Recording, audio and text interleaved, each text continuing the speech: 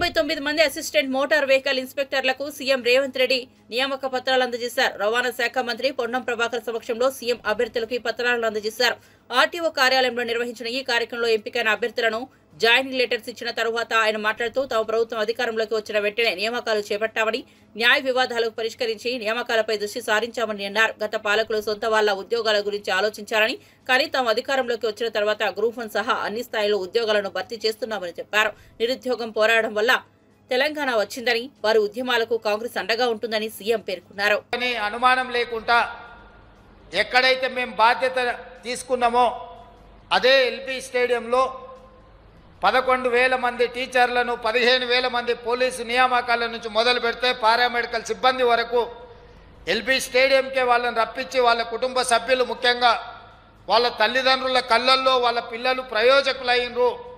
ఈ రోజు నుంచి మా జీవితంలో మార్పు రాబోతుంది, మా పిల్లలు మమ్మల్ని బాగా చూసుకుంటారు, మేము ఉపాధి హామీ కూలికి పోయి రూపాయి కూడబెట్టి మా పిల్లలను ఉన్నత చదువులు చదివిస్తే వాళ్ళు పీజీలు, పిహెచ్డీలు చదివి తెలంగాణ రాష్ట్ర ప్రభుత్వంలో ఉద్యోగాలు సాధించి ప్రయోజకులైనరు అని వాళ్ళ పేద తల్లిదండ్రుల కళ్ళల్లో ఆనందం చూస్తూ వాళ్ళకి నియామక పత్రాలు అందించినందుకు నాకు నా బాధ్యత తీసుకున్న తర్వాత అత్యంత సంతృప్తి కలిగించిన సందర్భం అది అని చెప్పి ఈ సందర్భంగా తెలియజేయదలుచుకున్నా.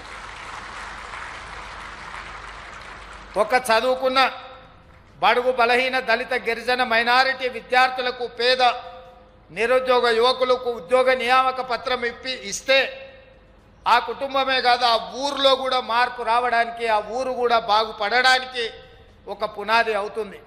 ఉదాహరణ నల్గొండ జిల్లాను తీసుకుంటే 30 సంవత్సరాల క్రితం పోలీస్ నియామకాలలో ఆనాడు మాధవరెడ్డి గారు హోంమంత్రిగా ఉన్నప్పుడు నల్గొండ జిల్లాలో సబ్ ఇన్స్పెక్టర్ పోస్టులు ఉస్మానియా క్యాంపస్ నుంచి ఎక్కువ మంది విద్యార్థులు ఆనాడు సెలెక్ట్ అయ్యేవాళ్ళు.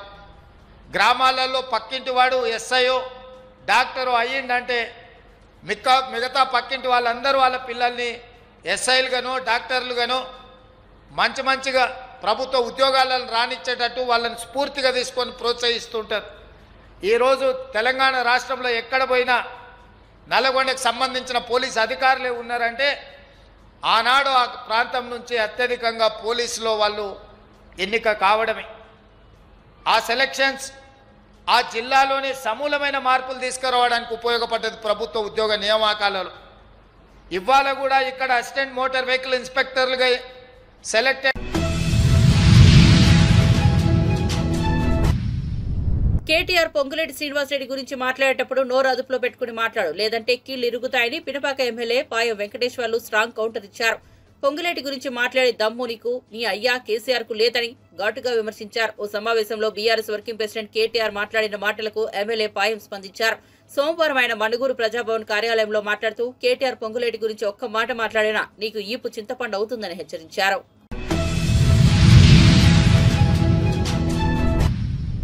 కాంగ్రెస్ పాలకులు ఎన్నికల్లో ప్రేమ దుకాణం అంటూ మాట్లాడారని, కానీ అన్ని విద్వేషాలు రాజకీయాలు చేస్తున్నారని బీఆర్ఎస్ వర్కింగ్ ప్రెసిడెంట్ కేటీఆర్ విమర్శించారు. మౌలానా అబుల్ కలాం ఆజాద్ జయంతి సందర్భంగా తెలంగాణ భవన్లో పేద ముస్లిం విద్యార్థులకు నోట్బుక్, స్టడీ మెటీరియల్స్ ను కేటీఆర్ పంపిణీ చేశారు. ఈ సందర్భంగా కేటీఆర్ మాట్లాడుతూ కేసీఆర్ హయాంలో 1 గంట కూడా కర్ఫ్యూ విధించే పరిస్థితి లేకుండా పరిపాలన చేశారని, కానీ కాంగ్రెస్ ప్రభుత్వం వచ్చి ఈ దసరా దీపావళి సందర్భంగా 1 నెల మొత్తం ఇప్పుడు కర్ఫ్యూ విధించారని విమర్శించారు.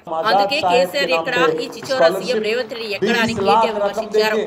एक बच्चे को एक बच्ची को आज तक 2751 स्टूडेंट्स 2751 स्टूडेंट माइनॉरिटी कम्युनिटी के इतने सारे बच्चों को 20-20 लाख रुपया देके कुल मिला के अगर आप देखेंगे 438.66 करोड़ 438 को क्या बोलते हैं 438 करोड़ रकम आज माइनॉरिटी बच्चों के वास्ते, आज हमारे बच्चों के वास्ते केसीआर हुकूमत ने खर्च किया. आप सबकी तालीम दुनिया से लड़ने की काबिलियत लाने के लिए कोशिश की. 2 एकड़ जमीन नामपल्ली में 2 एकड़ जमीन नामपल्ली में आज करीब हमारे सोहेल भाई वहीं रहते हैं. क्या रकम रहेगा साहब 2 एकड़ जमीन नामपल्ली में 100 करोड़ से ज्यादा रहता, 100 करोड़ से ऊपर रहता. 100 करोड़ से ऊपर रहने वाली 2 करोड़ जमीन एक यतीम खाना अनीसुल गुरबा बनाने के लिए उसको 39 करोड़ 39 करोड़ के साथ बनवाया।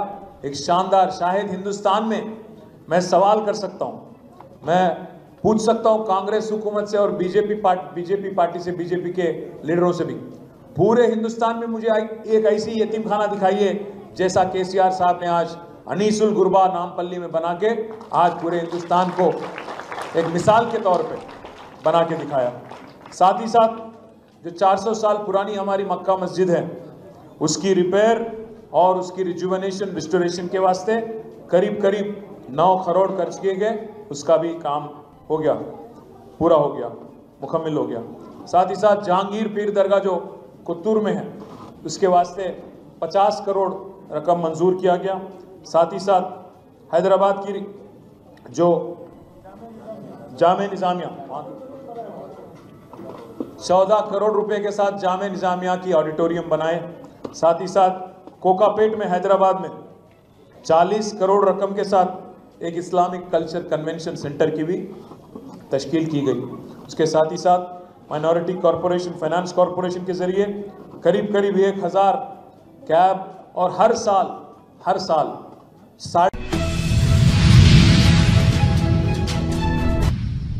తెలంగాణ బీజేపీ మాజీ అధ్యక్షుడు కేంద్ర మంత్రి బండి సంజయ్ మానవత్వాన్ని చాటుకున్నారు. లారీ కింద ఇరుక్కుని ప్రాణాపాయ స్థితిలో ఉన్న యువతిని తన వంతు ప్రయత్నం చేసి కాపాడారు. హుజూరాబాద్ నియోజకవర్గం సింగాపురం సమీపంలోని ఓ యువతి రోడ్డు ప్రమాదానికి గురై లారీ కింద ఇరుక్కుపోయింది. అదే సమయంలో ములుగు పర్యటనకు వెళ్తున్న బండి సంజయ్ ఈ ప్రమాదాన్ని గుర్తించి హుటాహుటిన తన వాహనాన్ని ఆపించి ఆ యువతిని కాపాడడానికి సిద్దమయ్యారు. అటు వెళ్తున్న లారీలను ఆపి జాకీలు, కత్తెర తెప్పించి స్థానికుల సహాయంతో ఆమెను రక్షించారు. లారీ టైర్ కింద ఆమె డ్రెస్, జుట్టు ఇరుక్కుపోవడంతో వాటిని కత్తిరించి యువతిని బయటకు తీశారు. స్థానికులు అనంతరం గాయాల పాలైన యువతిని కరీంనగర్లోని లైఫ్ లైన్ ప్రైవేట్ ఆసుపత్రికి పంపి చికిత్సకు అయ్యే ఖర్చును తానే చెల్లిస్తానని ఆసుపత్రి వైద్యులకు చెప్పారు. కాగా లారీ కింద ఇరుక్కున్న మానకొండూరు మండలం కెల్లడి గ్రామానికి చెందిన యువతి దివ్యశ్రీగా గుర్తించారు.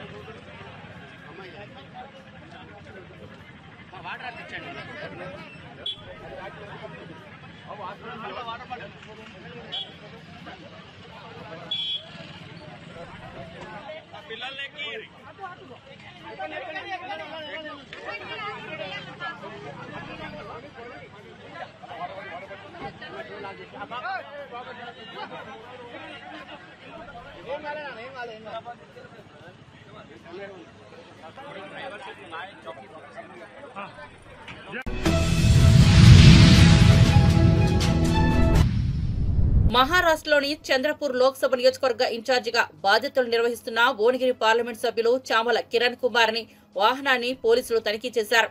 చంద్రపూర్ నుండి వాణి నియోజకవర్గంలో ఎన్నికల ప్రచారంలో పాల్గొనేందుకు వెళ్తున్న క్రమంలో మార్గమధ్యలో చెక్పోస్ట్ వద్ద పోలీసులు, ఎన్నికల అధికారులు ఎంపీ చామల కిరణ్ రెడ్డి వాహనాన్ని తనిఖీ చేశారు. ఎన్నికల సమయంలో సాధారణంగా జరిగే తనిఖీల్లో భాగంగానే చామల వాహనాన్ని కూడా తనిఖీ చేశారు.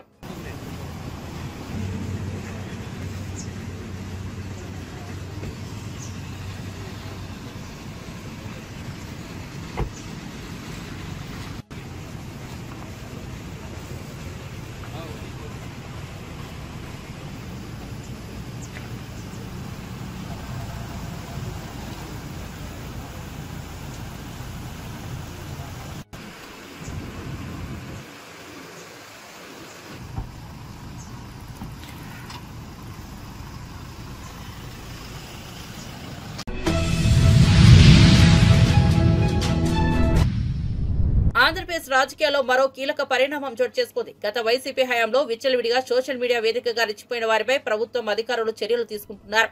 ముఖ్యంగా గతంలో ఇష్టం వచ్చినట్లు పోస్టులు, వీడియోలు పెట్టిన వారిపై చాలా పోలీస్ స్టేషన్లో ఫిర్యాదులు చేసిన విషయం తెలిసిందే. తాజాగా ఫిర్యాదుల ఆధారంగా చేసుకుని పోలీసులు కేసు నమోదు చేస్తున్నారు. ఇందులో భాగంగా ఇప్పటికే పలువురు వైసీపీ కీలక నేతలు, కార్యకర్తలను అరెస్ట్ చేశారు. ఈ క్రమంలోనే టాలీవుడ్ ప్రముఖ డైరెక్టర్ రామ్ గోపాల్ వర్మపై కేసు నమోదైంది. గతంలో ఆయన తీసిన వ్యూహం సినిమా సమయంలో చంద్రబాబు, లోకేష్, బ్రాహ్మణిని కించపరిచేలా సోషల్ మీడియాలో అనుచిత పోస్టులు పెట్టారని మద్దిపాడు పోలీస్ స్టేషన్లో ఫిర్యాదు చేశారు. దీంతో కేసు నమోదు చేసుకున్న పోలీసులు విచారణ చేపడతామని తెలిపారు. ఆర్జీవీ ఫ్యాన్స్ ఒక్కసారిగా షాక్ గురయ్యారు.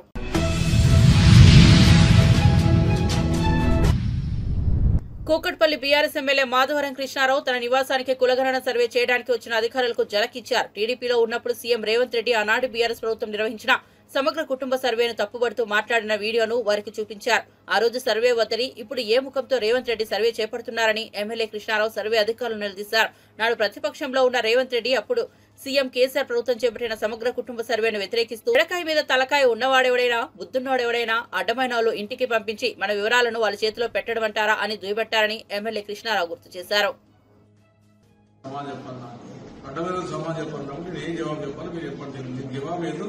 మీరే చెప్పండి. తనే చెప్పింది కదా ముఖ్యం. ఆయన జీవితంలో ఆయనే చెప్పింది. మరి ఏం చేయమంటే చెప్పండి.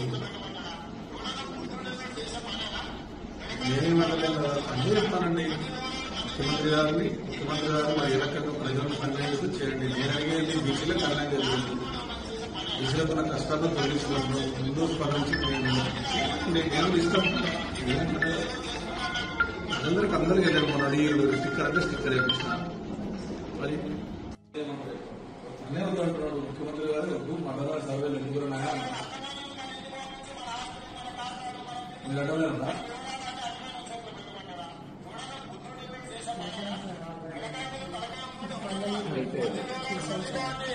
ఎటువైనా పర్వాలేదని అనుకుంటున్నాడు ముఖ్యమంత్రి గారు. ఏమన్నా కనీస జ్ఞానం ఉన్నోడు ఏమన్నా చేసే పనేనా? ఇట్లాంటి వివరాలు సేకరించమంటాడా? దాని మీద ఆయన ఏదో పెద్ద ఎగిరి దుంకి ఏదో చేస్తున్నట్టు మాటలు.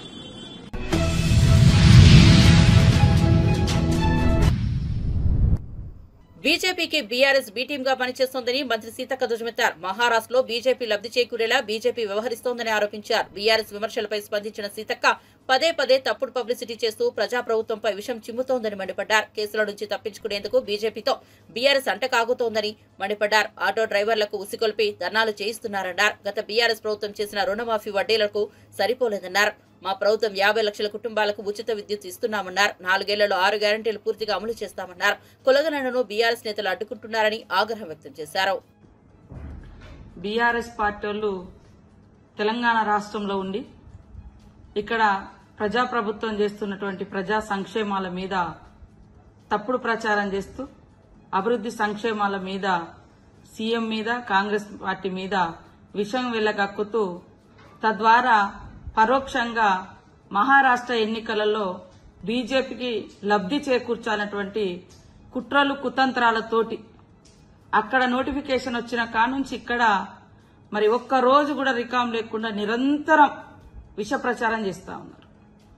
వీళ్ళు నిజంగా ప్రజల కోసం పనిచేయడం కాదు, మా ప్రభుత్వాన్ని విమర్శించడం, బీజేపీకి బీ టీమ్గా ఉండడం, బీజేపీని ముందుకు తీసుకురావడం, తద్వారా రాబోయే కాలంలో మరి అధికారంలోకి రావాలి అనేటువంటి కుట్రలు, అదే కాకుండా వాళ్ళ మీద ఉన్నటువంటి కేసులన్నింటిని కూడా ఎత్తివేయించుకోవడం కోసం ఈ రకంగా బీజేపీకి బీ టీమ్గా బీఆర్ఎస్ పనిచేస్తుంది. 6 గ్యారంటీలు చేయలేదు, 6 గ్యారంటీలు లేదని పదే పదే బీఆర్ఎస్ బీజేపీ అంటున్నారు. మరి 6 గ్యారంటీలలో మేము డిసెంబర్ 7వ తారీఖు నాడు మంత్రులుగా ప్రమాణ స్వీకారం చేసినాం. తెల్లారి 2వ రోజు డిసెంబర్ 9వ తారీఖు నాడు ఉచిత బస్సు ప్రయాణం మహిళలకు 10 లక్షలు ఆరోగ్యశ్రీ పెట్టడం జరిగింది. ఉచిత బస్సు ప్రయాణం ఎప్పుడైతే స్టార్ట్ చేసినామో మహిళలందరూ సంతోషిస్తా ఉంటే బస్సులలో ప్రత్యేకంగా వీడియోలు తీసి చూడండి అయ్యో అని వెనకట ఒక సామెత ఉండేది, 33 జుట్లుంటే గాని 3 చిక్కలు కలిసి ఉండే అనే సామెతను తీసుకొచ్చి మహిళల యొక్క ఐక్యతను దెబ్బతీసే విధంగా, తద్వారా ఉచిత బస్సు ప్రయాణం వృధా అనే విధంగా దుష్ప్రచారం చేయడమే కాకుండా ఆటో డ్రైవర్లను కూడా తీసుకొచ్చి ధర్నాలు చేయించినటువంటి నీచమైనటువంటి సంస్కృతి, సాంప్రదాయం, చరిత్ర బీఆర్ఎస్.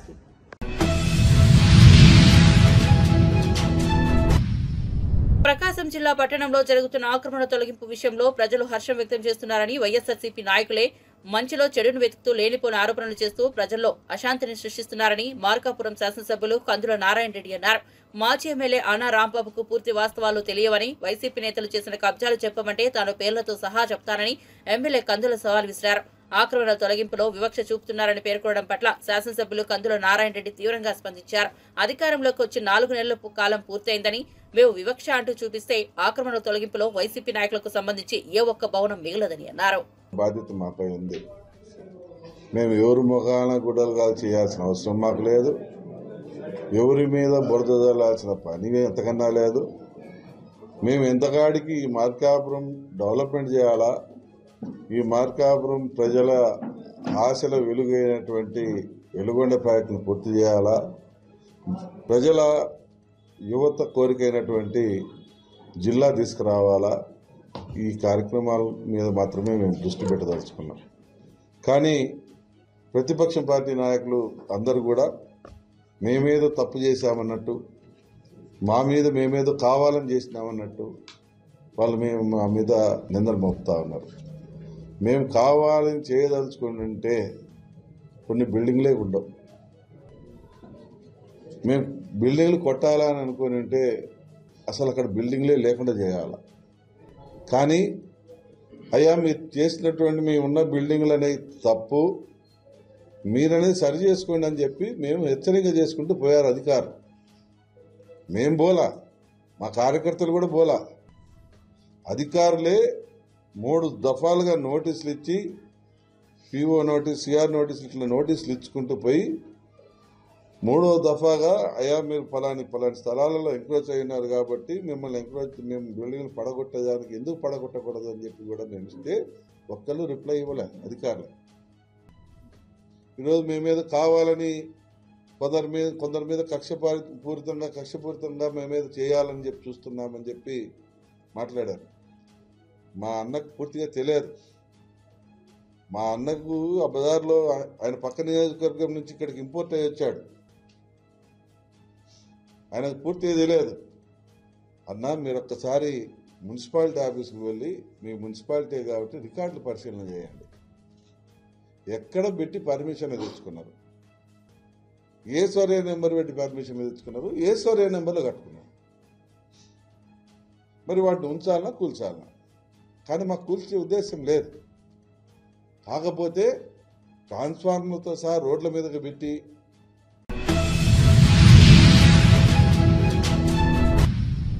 ఫోన్ ట్యాపింగ్ కేసులో బీఆర్ఎస్ నేత మాజీ ఎమ్మెల్యే చిరుమర్తి లింగయ్యకు పోలీసులు నోటీసులు ఇచ్చారు. ఈ కేసులో ఇప్పటికే అరెస్టై జైల్లో ఉన్న తిరుపతి అన్నతో ఫోన్ కాంటాక్ట్స్ లో ఉండటంతో విచారణకు రావాలని ఆదేశించారు. జూబ్లీహిల్స్ లోని ఏసీపీ ఆఫీసులో విచారణకు రావాలని నోటీసుల్లో పేర్కొన్నారు. తాజాగా నోటీసులపై చిరుమర్తి లింగయ్య స్పందించారు. విచారణకు హాజరయ్యేందుకు సమయం కావాలని పోలీసులను కోరారు. అనారోగ్యం కారణంగా విచారణకు హాజరు కాలేనని అన్నారు. ఈ నెల 14వ తేదీన హాజరయ్యేందుకు అవకాశం ఇవ్వాలని రిక్వెస్ట్ చేశారని జూబ్లీహిల్స్ ఏసీపీ వెంకటగిరి స్పష్టం చేశారు. ఫోన్ ట్యాపింగ్ కేసు నిందితులతో చిరుమర్తి లింగయ్యకు సంబంధాలు ఉన్నట్లు ఆధారాలు ఉన్నాయని ఏసీపీ తెలిపారు. లింగయ్య విచారణ ఆధారంగా మరికొందరు నేతలను విచారిస్తామని అన్నారు.